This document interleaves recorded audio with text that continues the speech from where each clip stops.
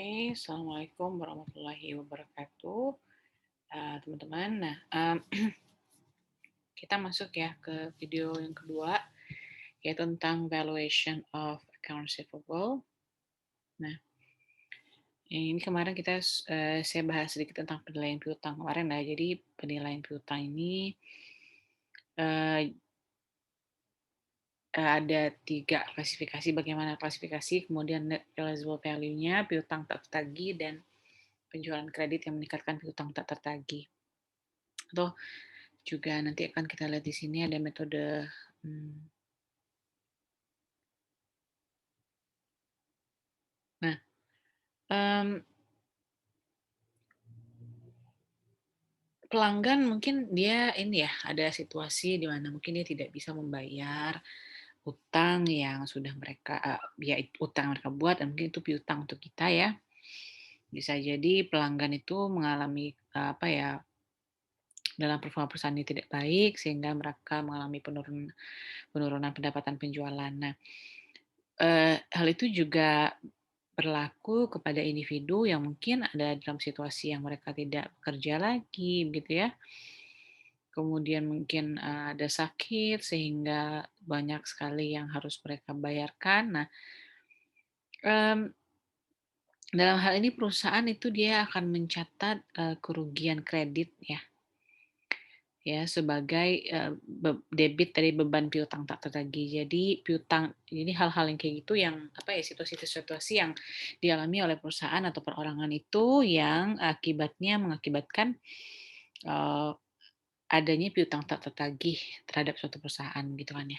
Nah, dalam akuntansi itu metode yang digunakan untuk piutang tak tertagih itu ada metode penghapusan langsung atau direct write off method atau metode penyisihan,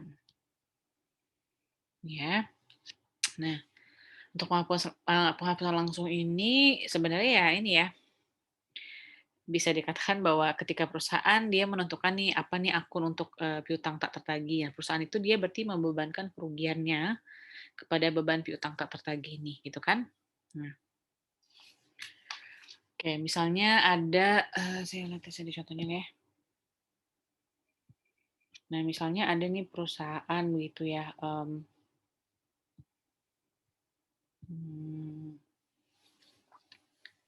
jadi dia punya saldo piutang, jadi, perusahaan itu dia menghapus piutang dari saldo piutang perusahaan B. Ya berarti misalnya, hapus, aduh jelek banget ya, nggak bisa ditulisin, karena laptopnya nggak bisa ini. Jadi write off atau dihapus ini itu adalah, contohnya itu kayak gini, gimana ya, nah saya tulis nyempil sini ya.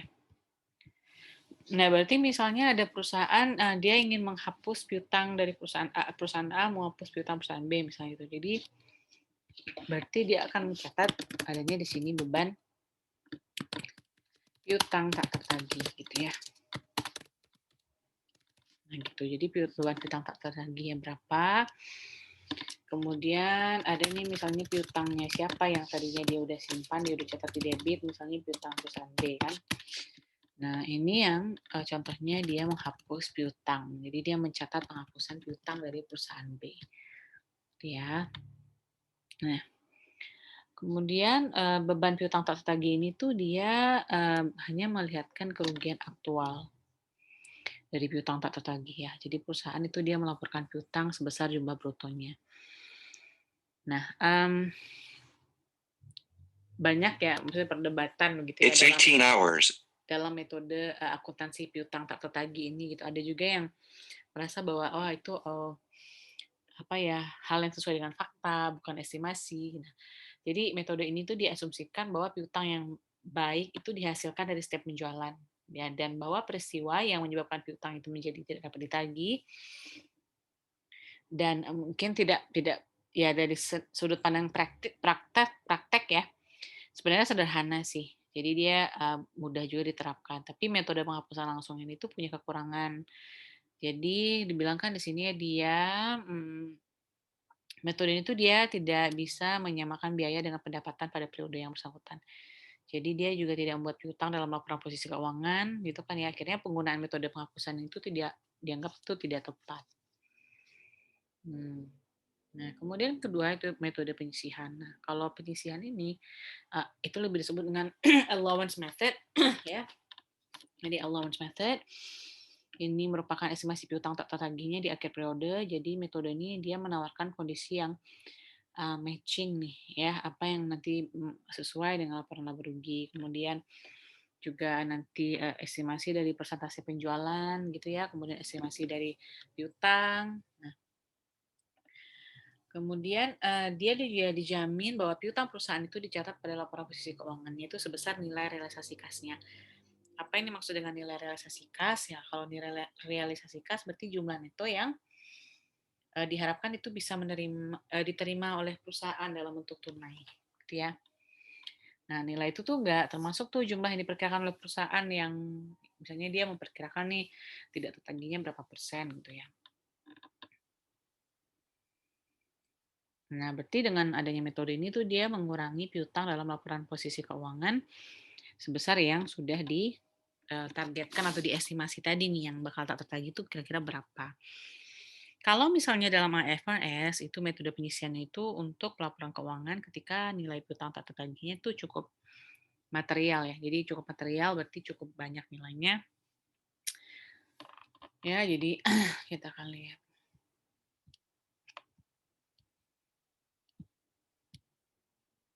Nah, jadi misalnya bisa jadi perusahaan itu dia mengestimasi piutang tak tertagih, dia mengaitkan dengan beban apa ya beban dia mengaitkan beban itu dengan pendapatan, kayak kemudian eh, berapa yang sudah dicatat. Nah, perusahaan itu biasanya mendebit estimasi piutang tak tertagih itu pada akun beban piutang tak tertagih. Kemudian otomatis dia akan mengkredit kepada penyisian piutang tak tertagih. Ya. Nah, oke. Jadi misalnya contohnya nih ya teman-teman, sebuah perusahaan dia punya penjualan kredit nih. Oke, saya coba stop ini, pindah ya.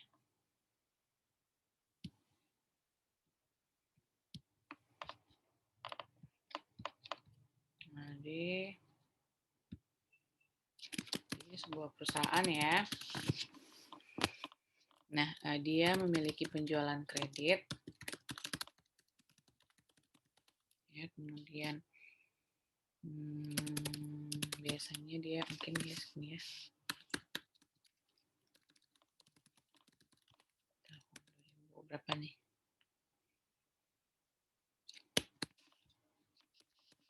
Ya, terus kemudian dari jumlah tersebut gitu ya,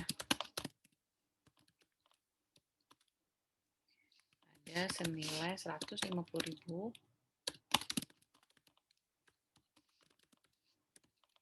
Mhm.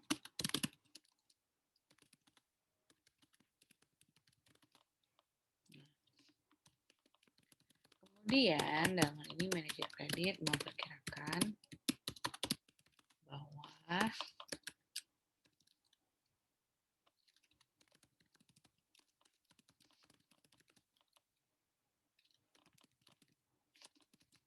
ya, nah, kira-kira apa jurnalnya?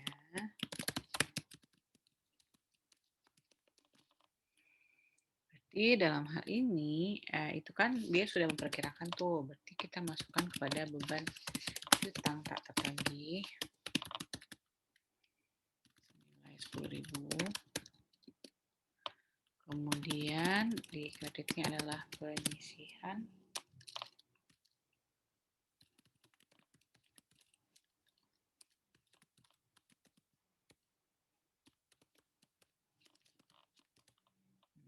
Ya,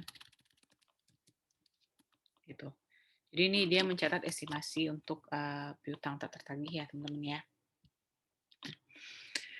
Nah, jadi di sini dilaporkan beban piutang tak tertagihnya itu di laba rugi sebagai beban operasi itu jatuhnya ya. Kalau misalnya di laporan posisi keuangan teman-teman, itu misalnya kan kita tahu nih ada aset lancar itu apa aja kayak piutang, persediaan. Nah, itu dikurangi penyisian piutang tertagih. Ya, baru nanti dia di total aset lancarnya gitu. Jadi piutangnya misalnya 150.000 atau berapa itu dikurangi 10.000 gitu. Oke, jadi ini kalau misalnya dalam laporan posisi keuangan teman-teman, ini untuk penyisian piutang tertagih ini akan berada di sini. Ya, jadi misalnya piutangnya diketahui berapa gitu kan ya. Misalnya diketahui 160.000 itu. Nah, piutang tertagihnya tadi berapa? 10.000-an. Oke, sehingga dapatlah berapa gitu ya. Nah, jadi kalau misalnya kita lihat pengisian piutang tertagih ini teman-teman, itu dia menunjukkan taksiran jumlah klaim terhadap pelanggan yang diperkirakan mungkin dia tidak tertagih nih oleh perusahaan di masa depan gitu ya. Jadi dia berdasarkan itu. Berapa perkiraannya sama ini gimana gitu. Jadi perusahaan dia bisa menggunakan akun kontra nih untuk bisa mengkredit langsung ke akun piutang karena dia kan tadinya kan ini karena bentuk asumsi apa ya estimasi berarti kan tidak bisa diketahui pelanggan mana yang nanti tidak akan bayar. Ya. Kemudian stop ini ya. Oke, kemudian ada beberapa situasi nih teman-teman, ketika misalnya piutang yang tadinya kita sudah anggap tidak tertagih, ternyata perusahaan bisa bayar gitu ya. Jadi kalau kayak gini situasinya, pertama kita harus balikin dulu jurnal yang hapuskan piutangnya. Kemudian baru kita jurnal seperti ini dengan cara biasa. Jadi contohnya nih ya, Randall ini dia membayar sejumlah $1.000 yang telah dihapus di 1 Maret. Berarti kan sebelumnya udah dihapus nih. Ya kan, kalau dihapus kan berarti kan piutangnya harusnya kan udah di kredit kan, ya kan? Karena kan pengisian piutang tak tertagih di debit. Nah, tapi karena dia mau bayar, udah ya mau bayar, berarti pertama kita balikin dulu jurnalnya, piutang di debit, pengisian piutang tak tertagih di kredit. Kemudian barulah kita lanjutkan dengan kas di debit dan piutang di kredit. Nah, gitu. Jadi 2 ya jurnalnya ya. Oke. Okay.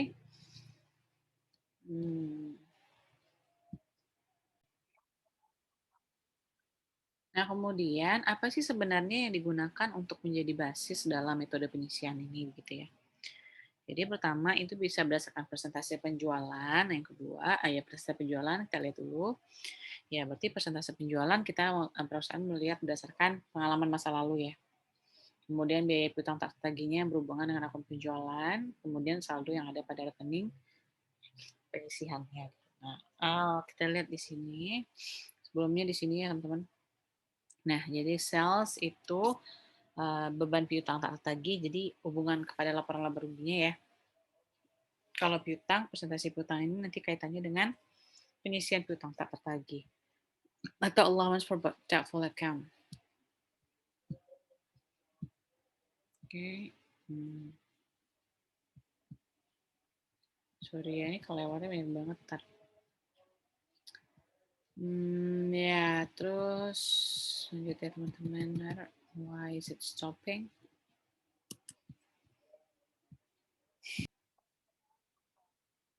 Ini saya pakai kayak gini ya teman-teman ya. Jadi misalnya ada contohnya Gonzales, dia mengestimasikan, jadi dia menggunakan basis persentase penjualan ya. Jadi dia menyebutkan bahwa 1% dari penjualan kreditnya itu pasti kemungkinan tak tertagih dia bilang. Jadi kalau misalnya penjualan kreditnya itu 800.000, berarti 1% itu adalah 8.000, ya kan? Jadi pencatatannya adalah ya akan catat bad debt expense. Bad debt expense ini beban piutang tak tertagih ya. Beban piutang tak tertagih di debit 8.000, kemudian penyisihan piutang tak tertagih adalah 8.000. Nah, gitu. Jadi setelah ada jurnal penyesuaian, maka akun penyisian itu dia punya berapa nih sekarang dia saldonya ya. Karena kan sebelumnya dia punya adalah 1.723 di sini ya. Kemudian ada balance-nya sehingga bertambah jadi 9.723. Nah, kemudian dengan presentasi piutang nih teman-teman. Jadi dalam presentasi piutang ini itu dia berdasarkan aging schedule atau daftar umur piutangnya. ya. Jadi berdasarkan daftar nomor piutang.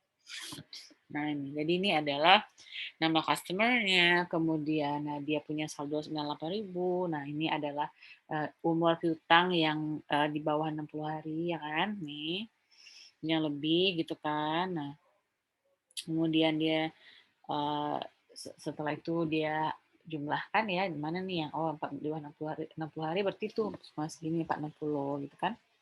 11, 14, 35. Nah, kemudian ini mereka kategorikan atau kelompokkan ya kan teman-teman ya. Karena kan 460 itu jadi persentase untuk dia itu tidak tertagih itu tuh hanya 4% ya.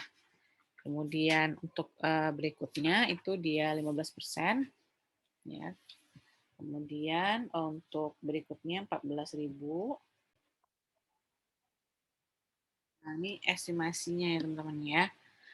Ya, kenapa dia estimasi 4% di situ ya karena 60 hari di bawah 60 hari itu kan biasanya masih bisa ya untuk dibayarkan gitu kan. Tapi kalau misalnya hutang yang udah lama gitu lebih dari ya utang yang makin lama itu biasanya juga makin susah untuk ditagihnya begitu ya. Oke, sorry itu ada hujan. Nah, jadi gitu ya teman-teman ya. Nah, setelah diketahui di sini saldo dari perkiraan penyisihan tak tertagihnya itu ada 37650 ya kan? Ya. Ya, kemudian dia sebelumnya dia udah prediksi belum ya? Kalau misalnya diketahui nih, misalnya sebelumnya dia punya saldo kredit untuk piutangnya itu akun ya dia punya saldonya misalnya 800 ya berarti itu bisa dari 3760 itu dikurangi 800 jadi 36850. Kalau ini kan dia nggak ada ya balance sebelumnya. Jadi ya udah dicatat aja debit beban piutang tak tertagih, kemudian kredit adalah penyisihan piutang tak tertagih. Nah, ini teman-teman kalau misalnya dia ada balance terlebih dahulu. Jadi ada credit balance-nya ya. Oke. Nah, inilah contohnya. Nah, ketika ada write off, berarti tadi kan write off itu penghapusan ya. Jadi piutangnya udah dihapus gitu. Nah, ternyata dia bayar nih 1.000 gitu kan. Ya udah berarti kita balikin dulu piutang 1.000, kemudian piutang tak tertagihnya itu adalah 1.000 ya kan. Penyisian piutang tak tertagihnya itu adalah 1.000. Nah, berarti kita terima nih duitnya 1.000 dan kalau 10.000 kurang 1.000. Oke, teman-teman mungkin menurut saya itu dulu ya hal yang penting ya teman-teman untuk kas dan piutang ini. Jadi ini teman-teman silahkan pahami dan ini akan masuk juga ke materi MIT nantinya. Jika ada yang tanyakan boleh silahkan disampaikan ya. Terima kasih. Assalamualaikum warahmatullahi wabarakatuh.